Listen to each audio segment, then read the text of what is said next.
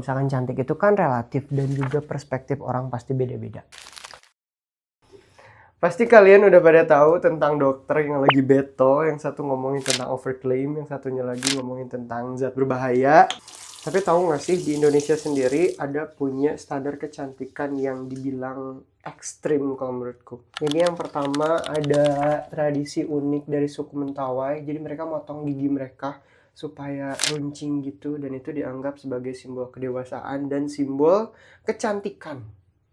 Terus yang kedua ada tradisi unik dari suku Dayak, di mana mereka memanjangkan daun telinga mereka dengan aksesoris khusus kayak anting, dan itu tuh telinganya panjang banget.